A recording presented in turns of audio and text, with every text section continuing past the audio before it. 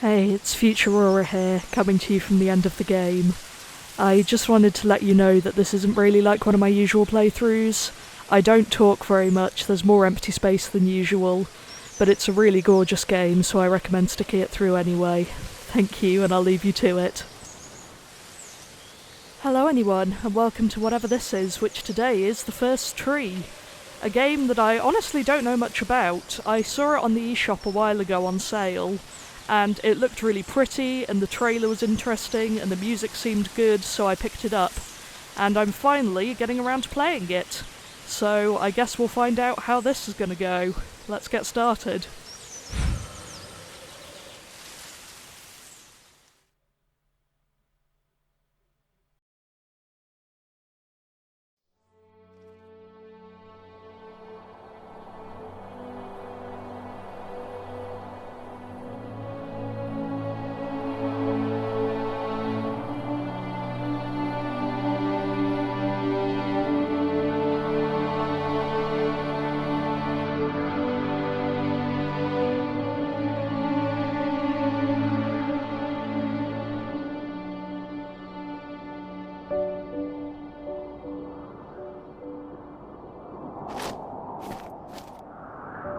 Are you awake?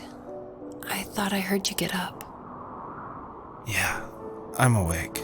Sorry, I just can't sleep. Are you thinking about him? Yeah, a bit. Usually get back to sleep, my love. I'm fine. No, it's okay. What else is on your mind? I don't know, it seems weird, but I had one of the most vivid dreams of my life. I saw a fox on a snowy mountain, just looking confused and worried. Those eyes, I can't get those eyes out of my head. She was running in the windy snow, looking for something. Do you think it has to do with you and what's been going on? I don't know. It was just a dream, Rachel. They're not meant to make sense. A lot's happened the past couple days, that's all. Well, if you're not going to sleep anyway, you should tell me. I want to hear. All right. I don't know how much talking there's going to be. I'll do my best not to interrupt it. But, yeah. So, not far from her home, she followed that path to something unexpected.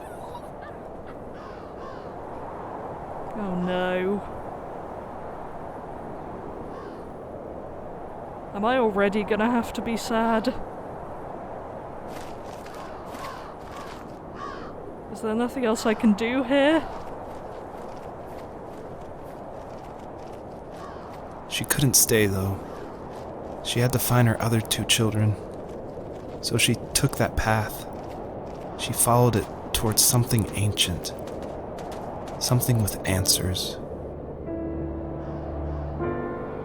Well, that didn't take long to get upsetting, did it? Good lord. It's a really pretty game, though.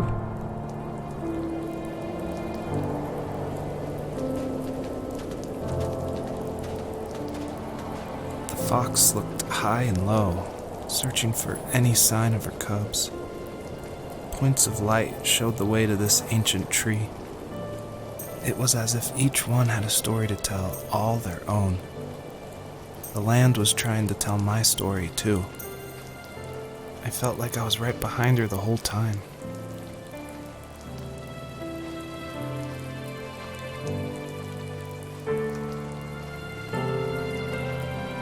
Wow, this is pretty.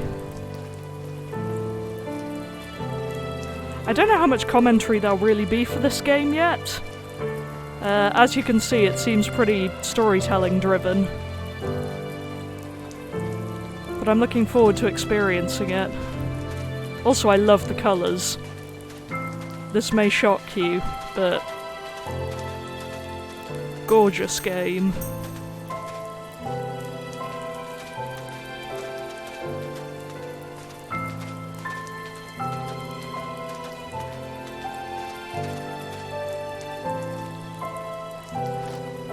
This seems weirdly out of place. Random roundabout. Okay. I'm assuming since the points of light were called out, that's what I'm supposed to be following, but honestly, I'm just enjoying this jam of a soundtrack. What the heck?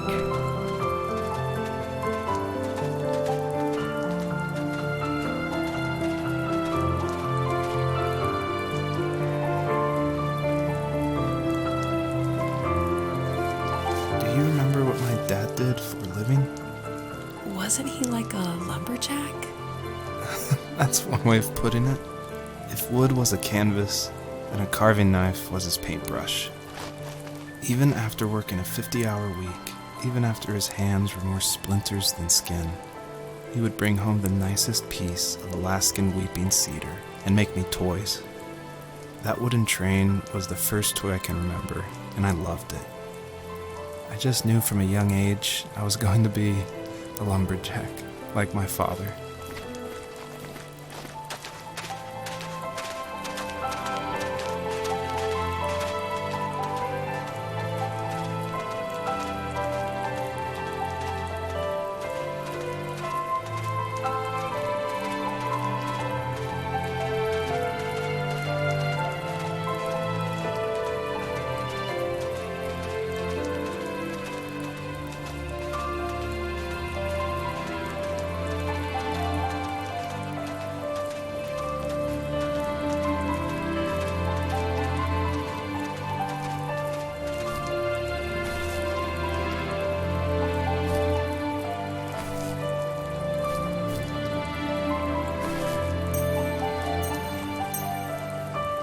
I'm just trying to get used to the controls a little bit. I hope I'm not missing anything.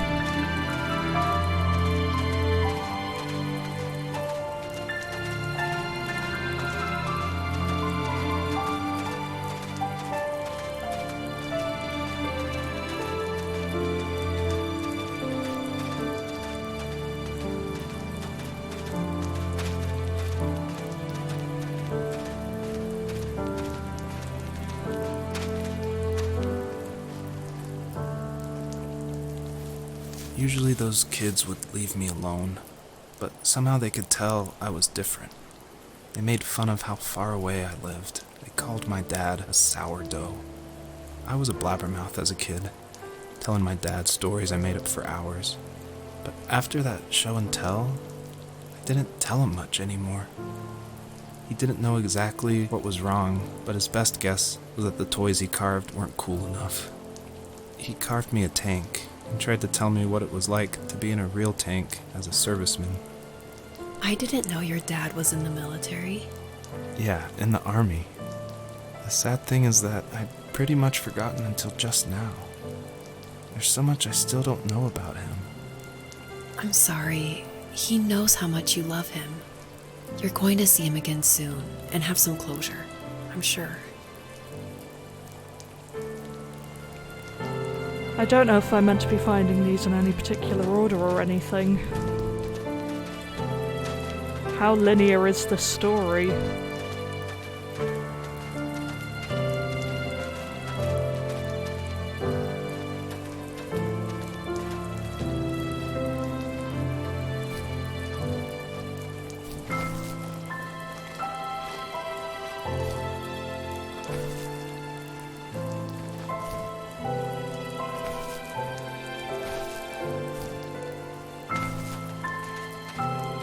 Because I can see quite a few sparkles on the map, but I don't really know how I'm meant to be approaching them. Okay, so I'm not sure how to get to that one yet.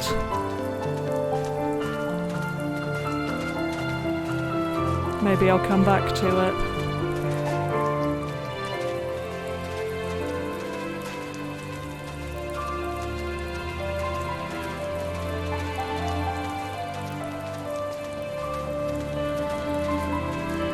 This one's very close to the first memory. I wonder if I was meant to find this sooner. Oh no, it's just these. Interesting.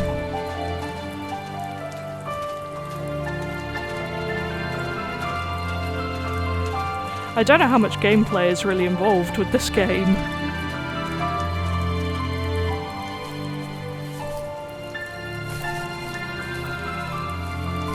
But I'm really enjoying it so far.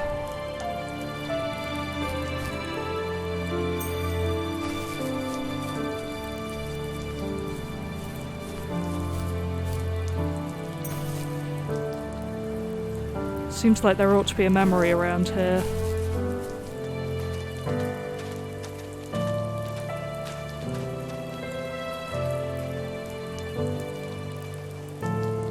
Weird. These are just lying around, but I can't interact with them at all.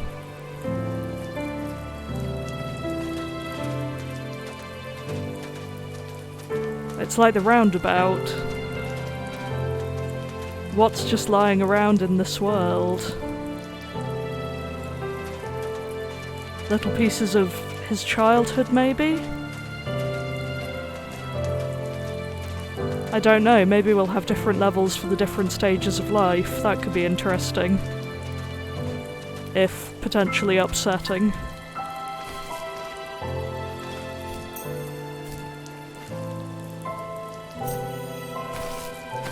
This is giving me kind of Freebird Games feelings, and if you know how much I love the To the Moon series, you know that's a good thing for me. It does make me worried about where this is going to end, though.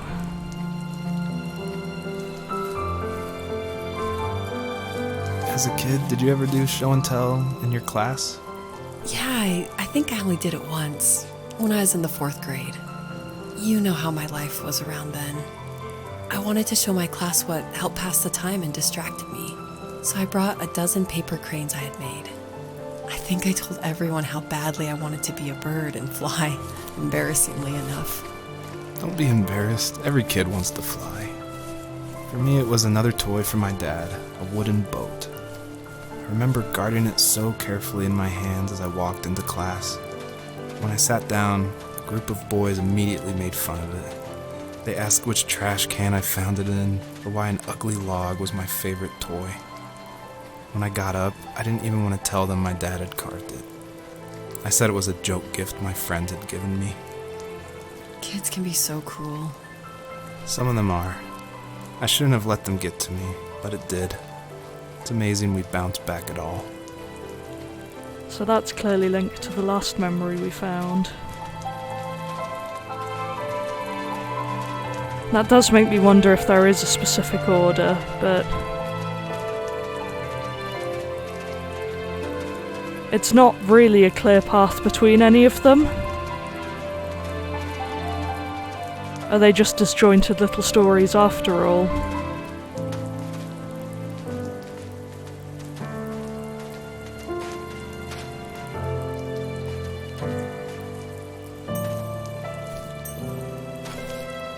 I made my way back here just to see if I could find my way up, and eventually I did.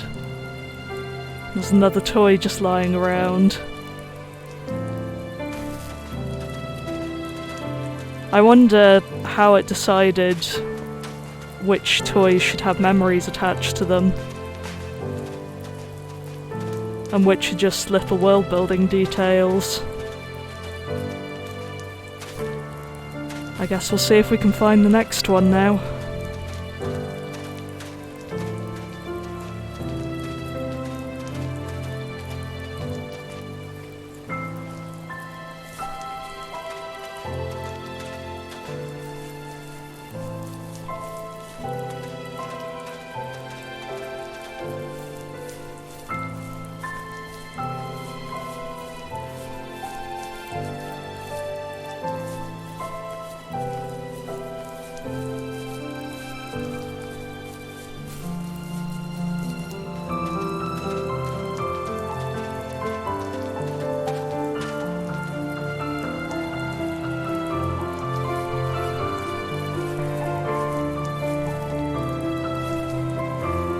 The older I got, the more I withdrew. I asked myself, why talk to anybody anyway? Why bother when I'm happy by myself? I started drawing a lot, mostly animals I saw in the woods by my home. I then imagined designing my own hideouts with things like TVs and pantries full of chips and cookies. I think that idea of leaving home and drawing blueprints started my career. I found a lot of solace in that. I'm not surprised, but I did the same thing, you know? There's something special about having a place to call your own.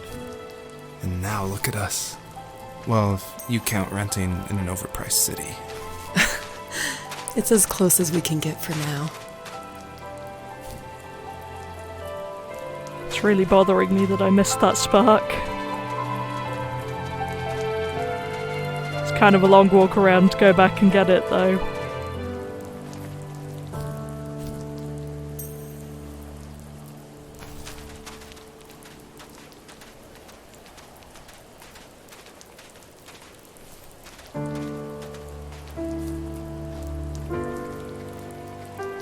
It's kind of entertaining that there's only one piece of music that goes in the background. It doesn't loop amazingly either, but it's so nice that I find it kind of hard to complain. I think it's long enough that the looping doesn't bother me, and it's really relaxing. I feel very immersed in this game, considering that I'm not actually doing all that much. But it is just gorgeous.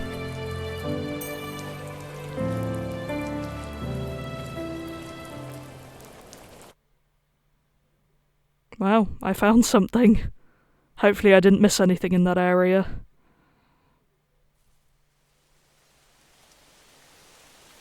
Oh, this is completely different.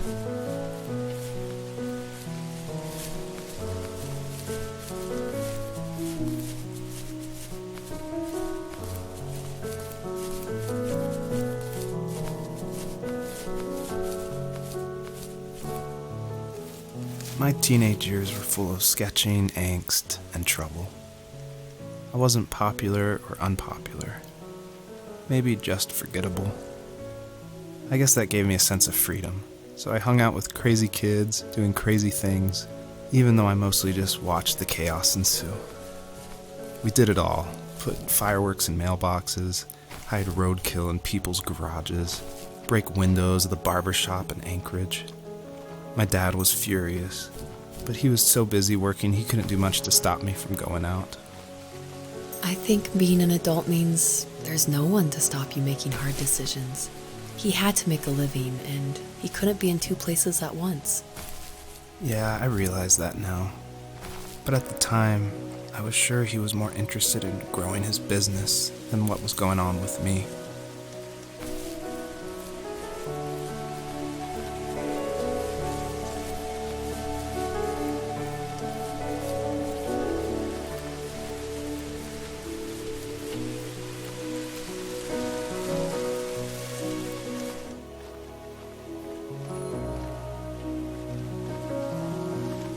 I have butterflies.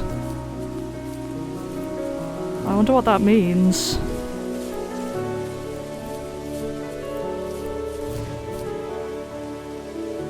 Ah.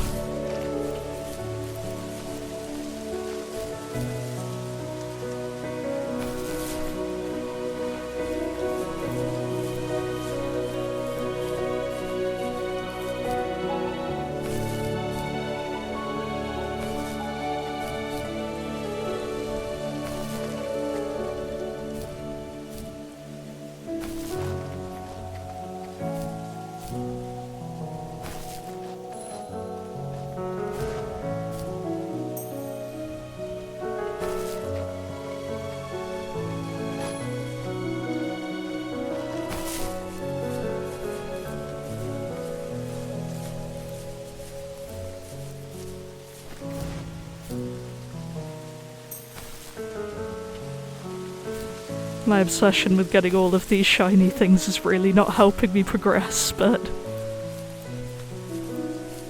I just want to get everything.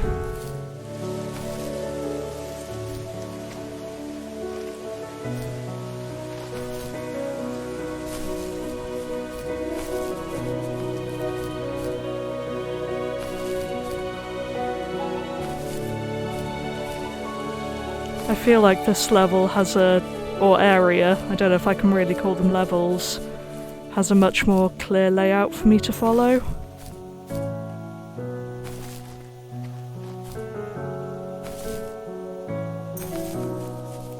I wonder what I'm collecting these for. Is there actually a reason, or is it just to guide me? I don't know.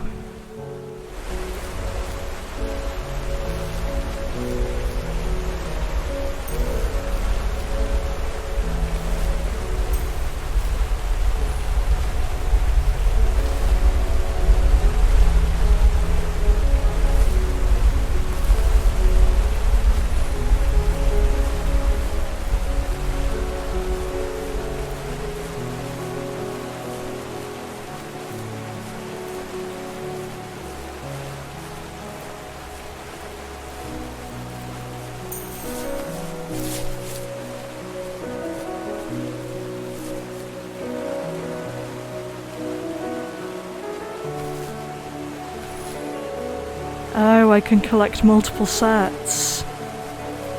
I was wondering how I get up there. The platforming in this game can be a little bit odd, but it's really cool when you start to make sense of it. And I know which order I have to get them in now.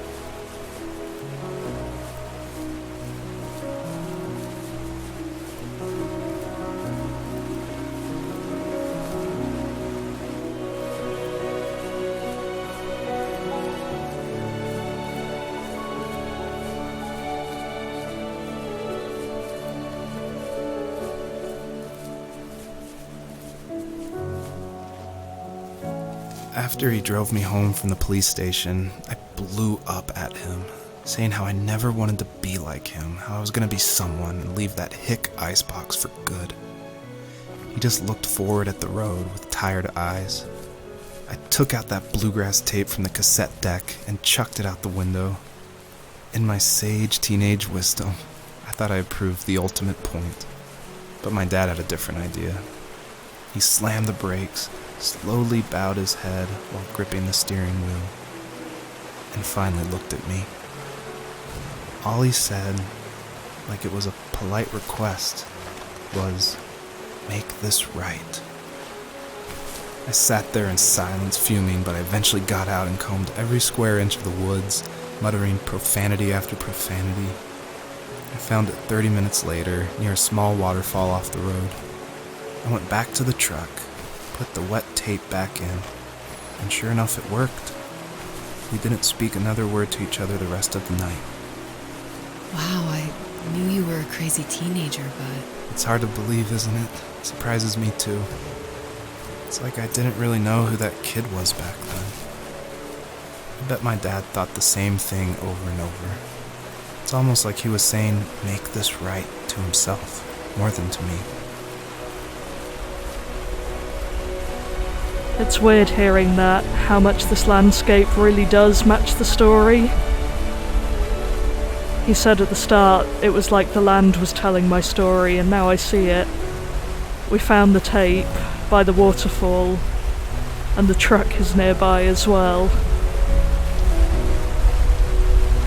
It probably seems obvious to people watching this. I find that quite a lot with playthroughs. Things that I discover along the way seem like I should have seen them from the beginning, but there's just something really cool about uncovering things like this as you go through it.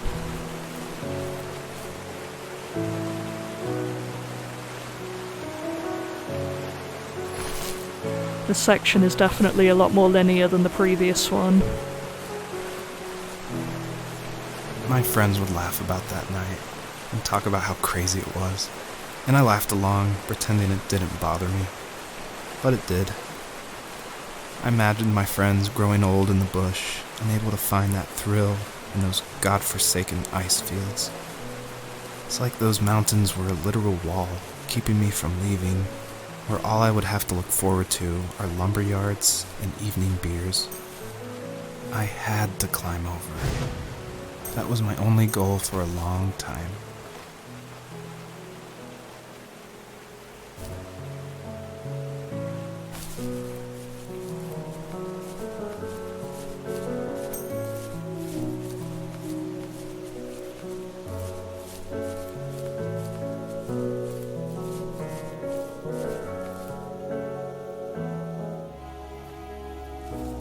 If there was some way I could take my love of drawing and turn it into a way of escape, nothing would make me happier. I wanted to create instead of tearing trees down. I wanted to move to the lower 48, not because I hated it there in Alaska, but I hated the idea of it. It's like all of that spite inside me had created this monster which followed me around my whole teenage years. I put so much energy into doing what others didn't expect of me. Why did I do that? There's one fact you're forgetting, though. If you didn't have that fire in you, we probably would have never met. You're absolutely right. Maybe the destination is all that matters in the end. But then why am I awake? Why am I seeing this fox go on her journey? And why can't I stop thinking about my dad?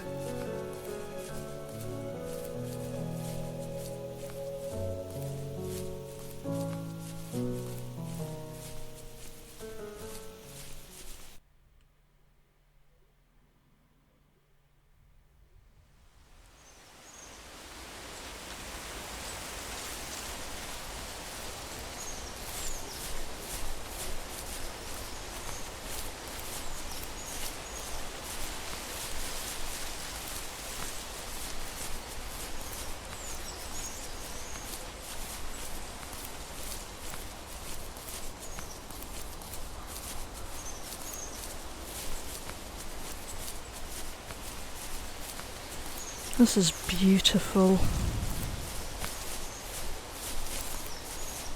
But I assume this can't be the title first tree already.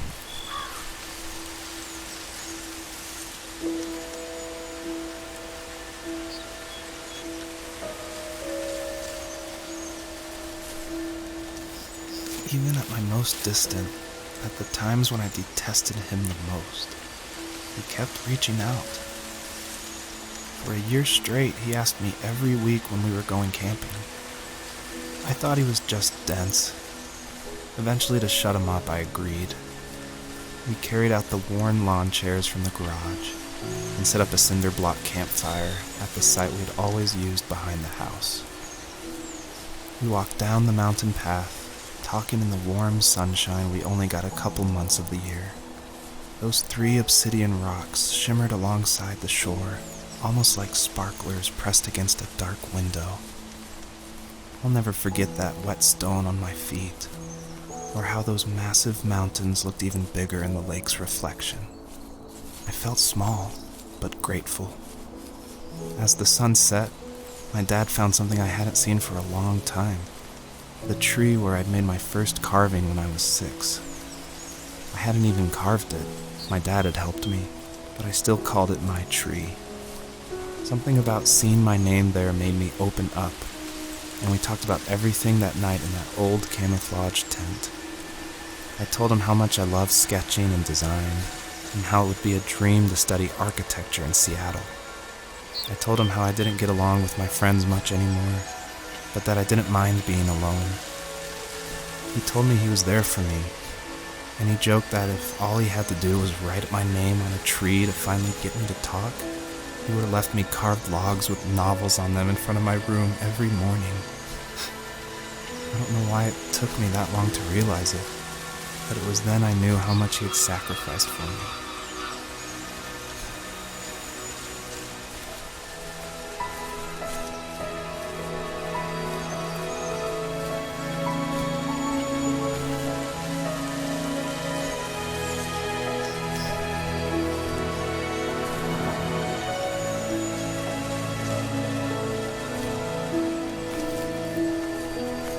I guess I got that.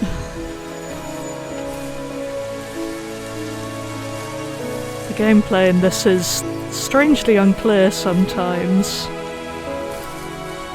But honestly, it's hard to be upset about it. I get the feeling that's not really what we're here for, after all.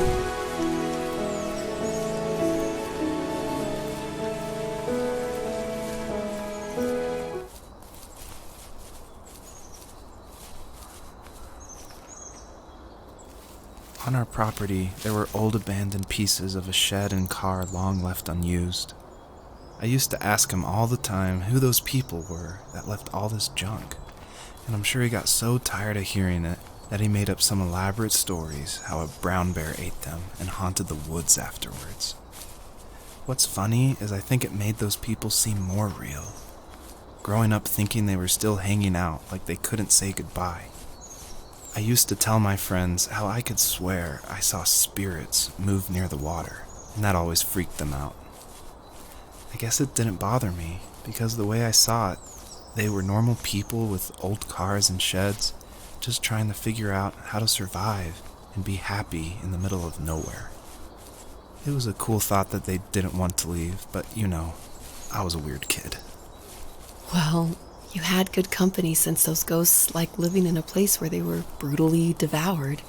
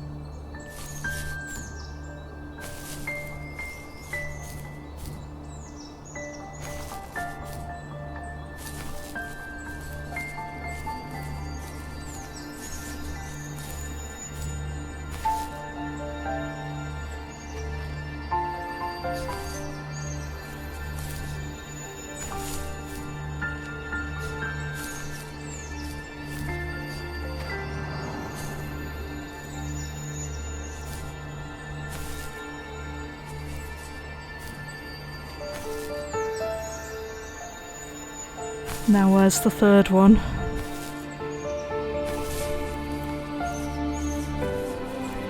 They're oddly hard to catch, those things.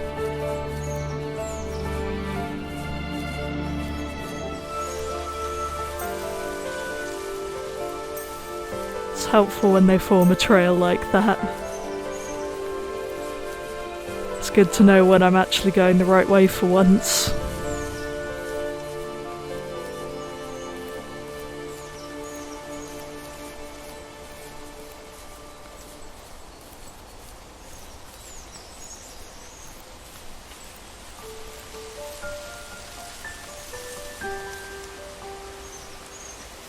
My dad built a lot of stuff in his free time. If he wasn't watching fly fishing or reading Tom Clancy novels, he was carving something. He made tons of birdhouses, Not that he was into bird watching, but I think he really missed working and adding on to the home. If he couldn't afford the time to build onto our own house, he would have to settle with watching birds move into their little homes. We kept an old mattress in the bed of that ugly yellow truck, so we would drive it deep into the woods and then watch the birds fly into their houses while the sun set. Usually it was accompanied by venison jerky or a cold Coke, but not a lot of talking, which is how we both liked it.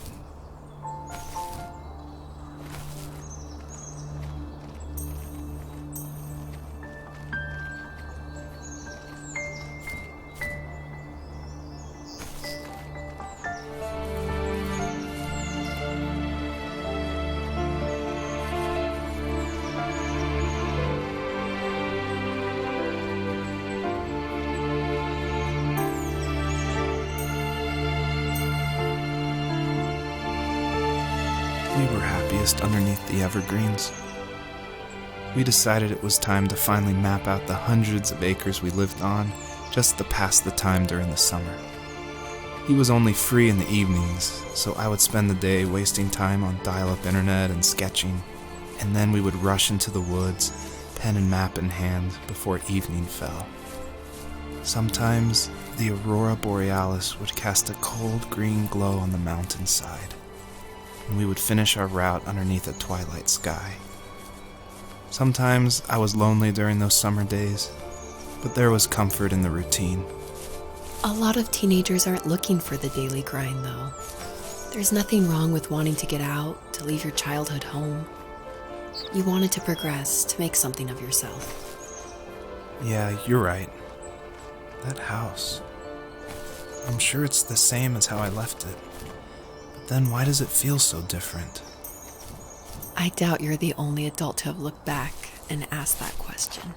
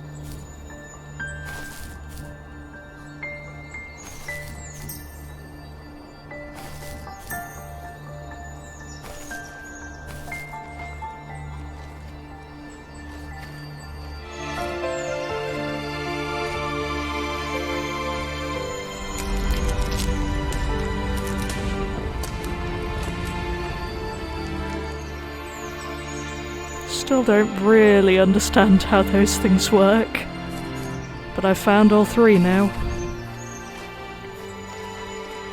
So I guess there's probably a way out of this area, if I can find it.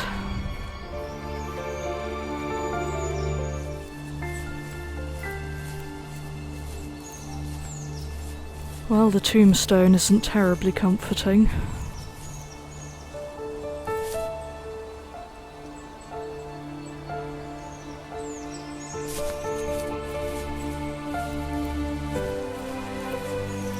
But I know where we're going next, at least.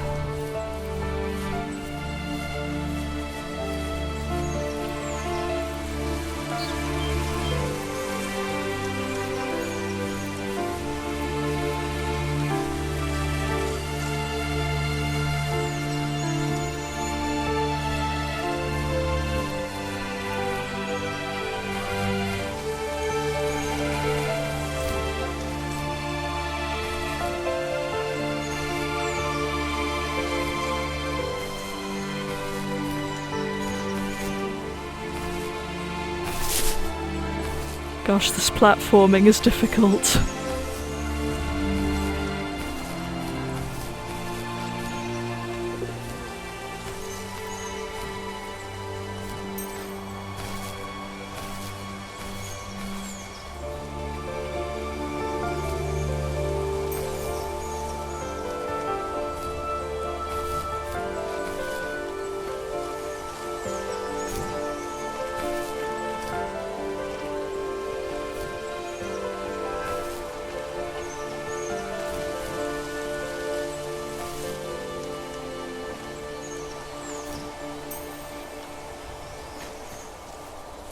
perpetrator stood nearby, unfazed, like nothing was wrong.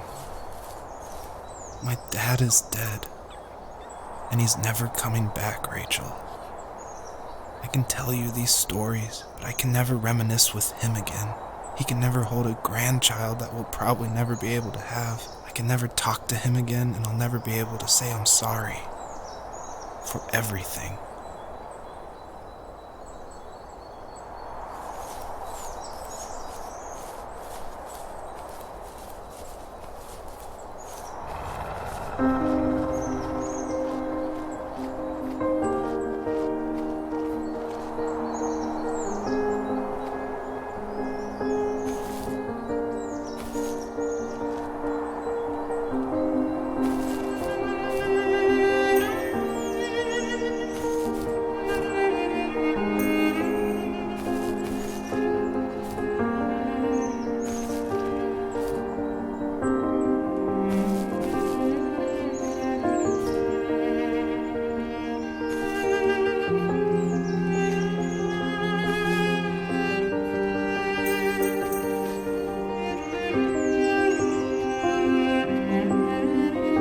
Those few sparkles were just too difficult to get. And frankly, I'm not sure they matter in the grand scheme of things after that.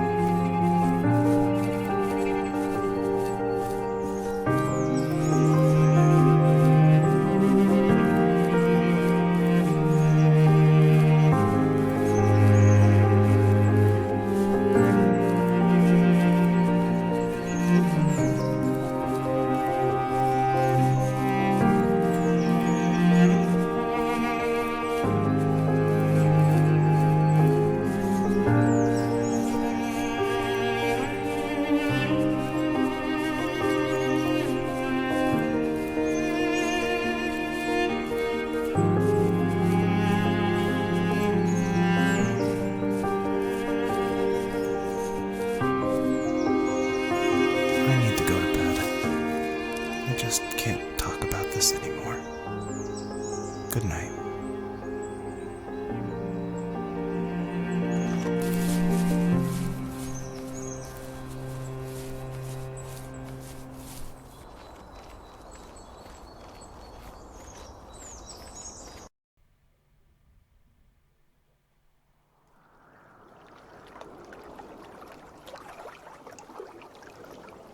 Well, this is different.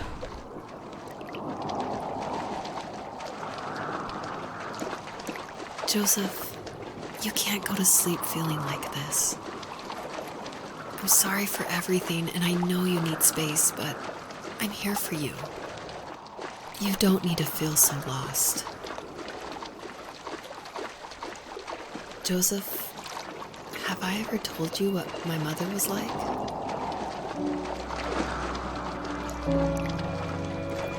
You know what it's like not to have a mom at home. And you know how hard that made my childhood. What helped me was watching the birds in the morning before the school bus came. I thought that my mother was one of those birds, and it made me want to be free like her. My mom taught me how to fold origami cranes while she was in the hospital. So I told myself I would fold one every day until I could fly myself.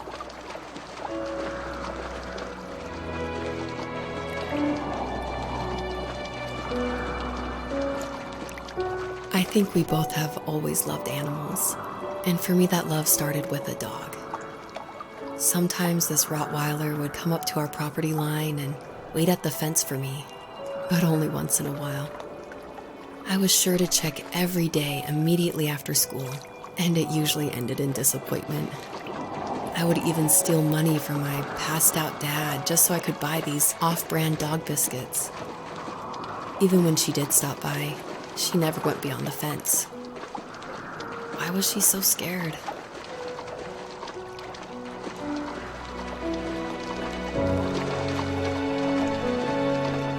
I think my dad was the opposite of your dad in almost every way, except he was in the military as well. He coped with alcohol of every kind. The trailer started falling apart, he got angry, and I withdrew. More and more I became the weird, quiet kid who made lots of origami birds and carried dog biscuits around. I think we were pretty similar when it came to being the weird kids. And that same sincerity in college was one of the reasons I was so drawn to you. Life got worse and worse, and at one point, I really didn't think I could survive another day with my soul still intact. I had no real friends, let alone neighbors, since we lived in the middle of nowhere. I should have talked to my teacher, but I was scared what he would do if he found out. As I waited for the school bus one morning, I walked around until I found something in an abandoned shed. Something I can't put into words.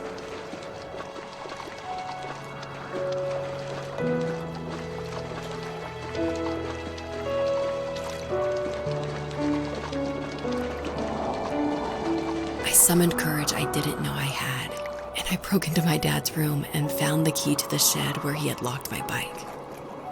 I'll never forget that feeling, of the wind rushing by my ears as the sun rose over fields of wheat.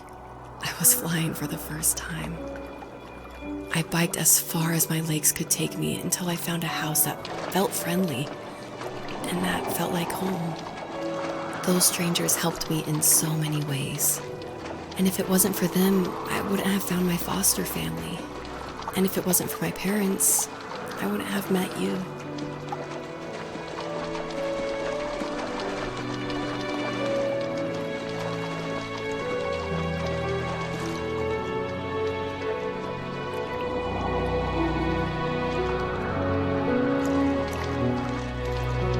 You have strength, Joseph, and you're not as alone as you think.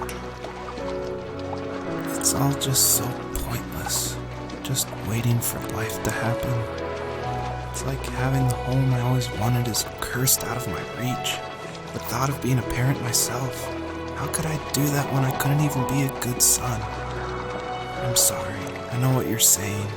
I just don't know how things will work out. These quiet hours will turn into years. We'll wonder which roads passed us by. Then we'll forge a new road together. Besides, I discovered for myself that one fateful morning where any hopeful road leads to. There may be thorns in this, but it always leads to the same thing. And what's that? Family. I'm so glad that you're part of my family, Rachel.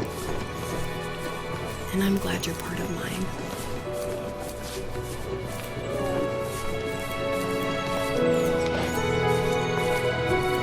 Gosh, this is lovely. But I hope this will end in family for our little fox friend as well.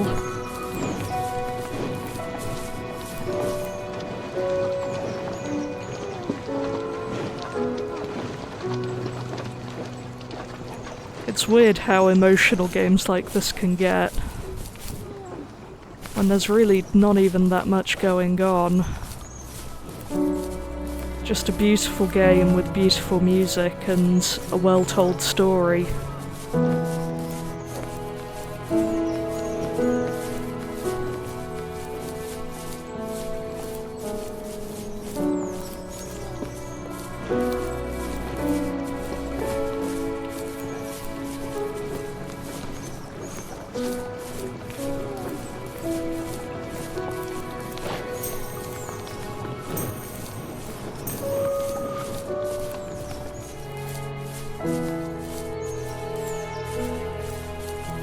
Well, this could be fun with this game's maybe not incredible platforming. Forgive me if this takes a minute.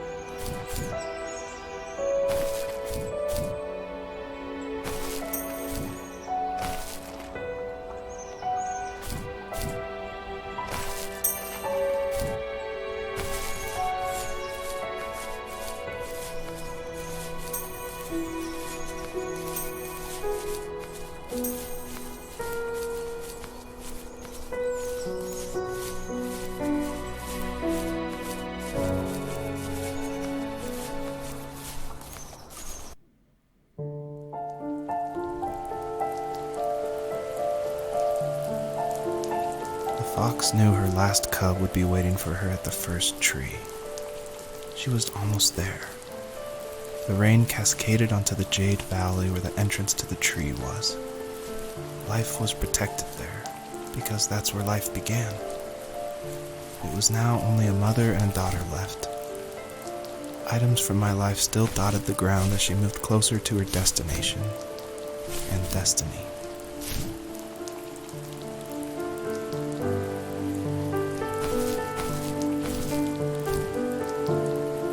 See what happens when the route isn't clear. I fall down a cliff and miss the shinies.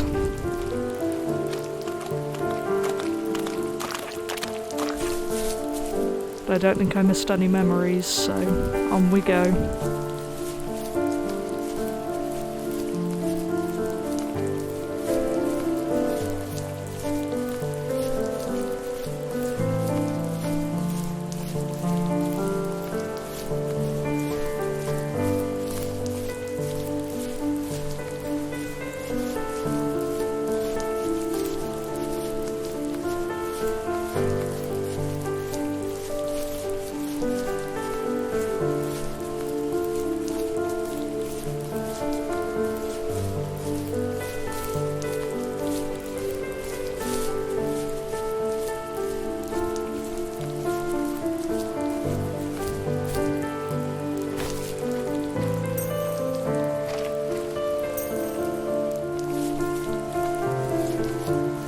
Is there anything around here?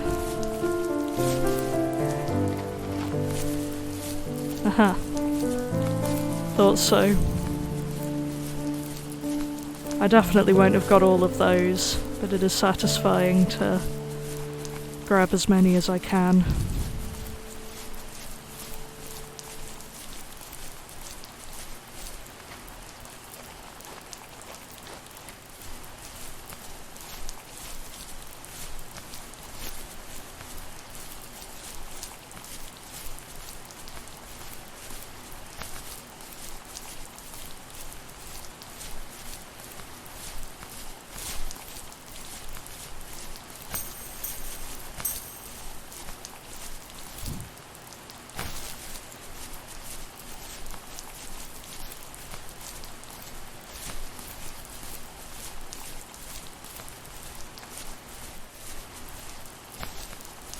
Feels a lot more eerie without the music. And I've officially lost track of where I'm meant to be going. Oh dear.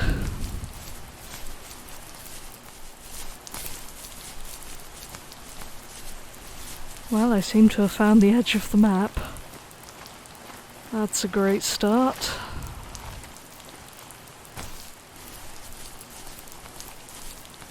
Oh, finally, I can see a memory. That took me a while to find. Hopefully I'll be back on track again then.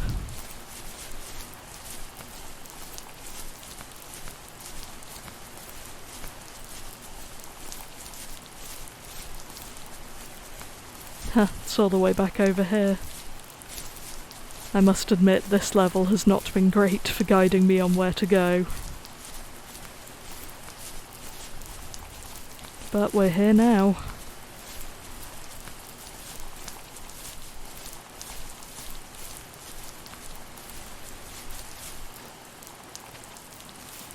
My dad was super supportive with my college plans. To a point. Things were okay until this terrible accident happened.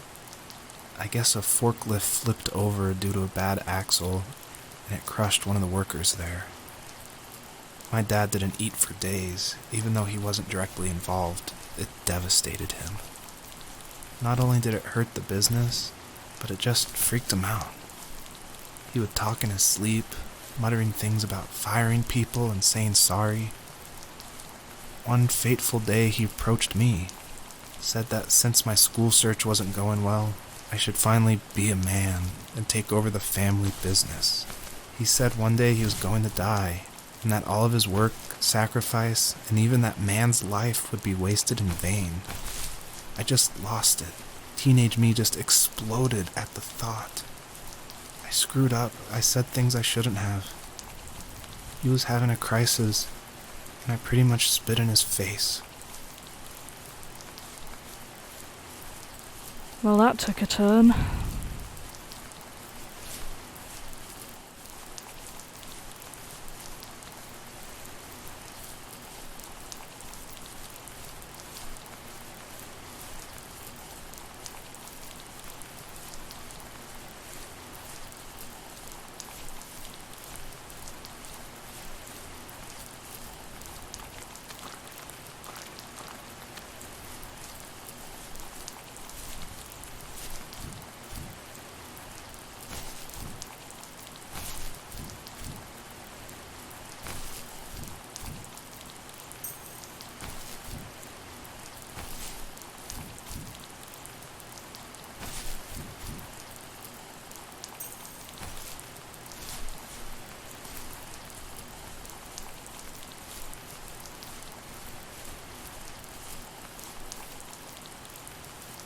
Was that the last time you talked to him?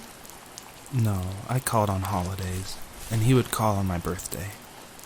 I guess we acted like nothing ever happened, which was stupid. Didn't want to ask about his lumberyard, and I'm sure he didn't want to ask about my job search. I never went back and visited. I think the last conversation we had was about what movies we had seen and what exactly a best boy is in the credits. I thought he would be here so much longer. Yeah, that kind of sucks. I really don't have anything more intelligent to say there, I'm afraid, but yikes. There's some perspective for you.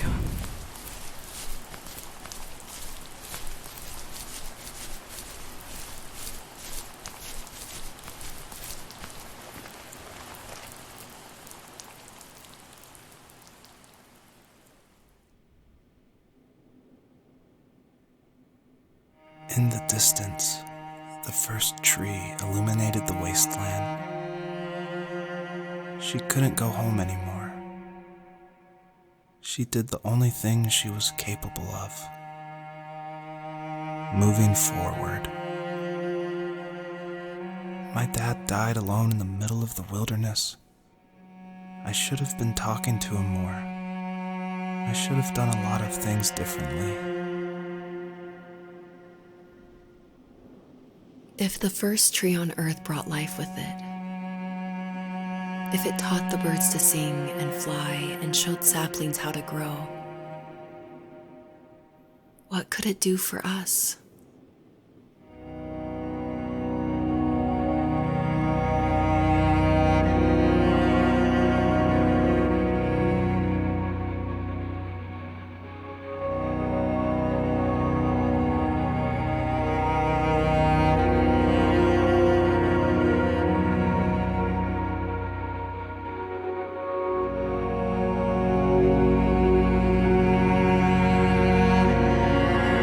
There go my hopes for a happy ending.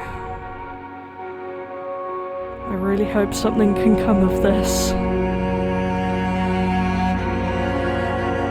Come on, first tree. Give us something to hope for.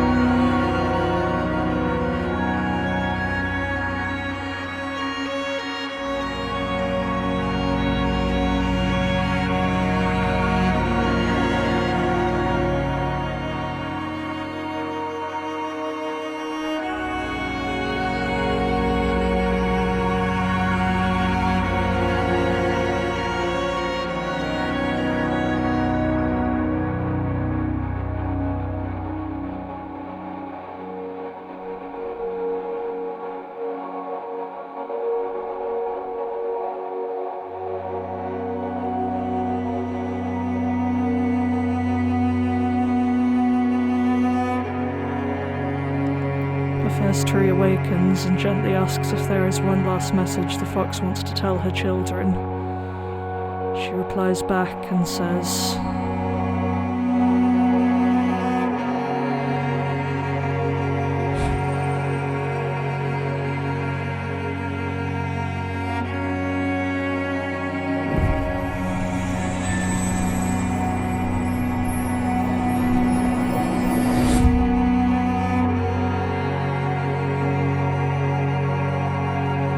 I guess her journey was over, but I have no idea. It was only a dream, a distraction from tomorrow. I don't think dreams normally bring back to memory so many important feelings. Maybe it was just a dream, but it was also a gift. Yeah, I suppose. But tomorrow we're getting on a plane to the last place on Earth I want to be. The only person that would have made the trip worth it is gone. You're going to see him and be with him one last time before you say goodbye. I have one last quote for you by Emerson, sealed in an imaginary letter from me to you. It is the secret of the world that all things subsist and do not die, but only retire a little from sight and afterward return again. Go to sleep, my love. We have a big day tomorrow, but I'll be there with you every step of the way. Thank you. Thanks for listening. Good night, Rachel. Good night, Joseph.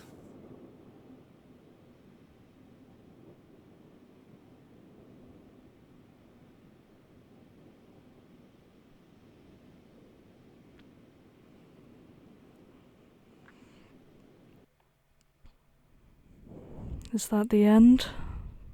I can't imagine what else they'd have to add.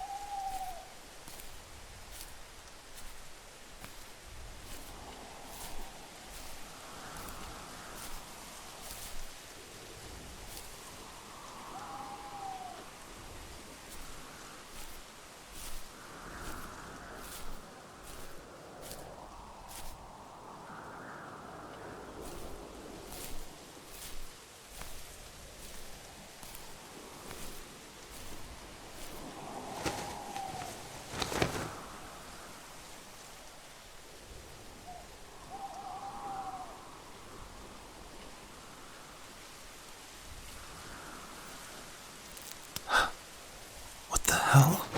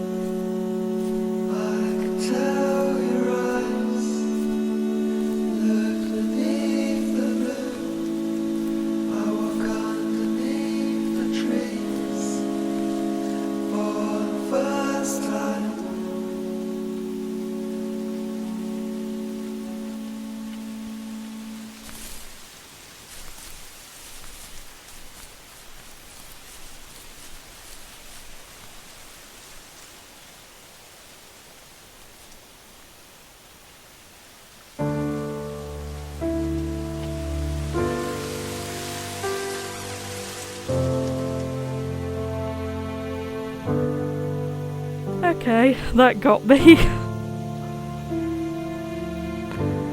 Well then.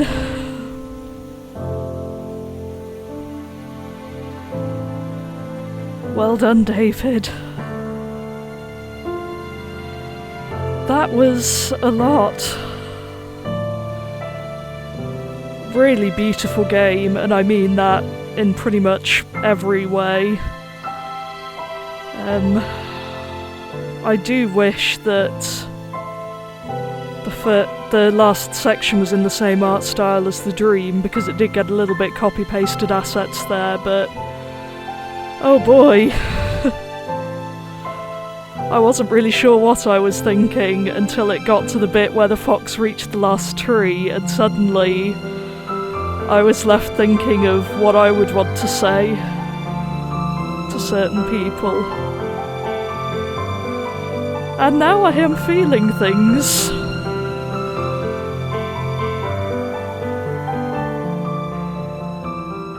That was a really beautiful experience.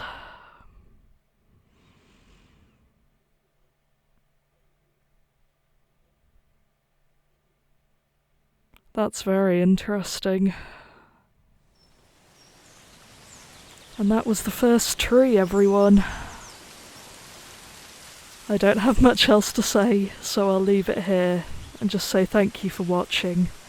I know this was a bit of an unusual gameplay by my standards, but this was an unusual game, and I'm glad to be here now.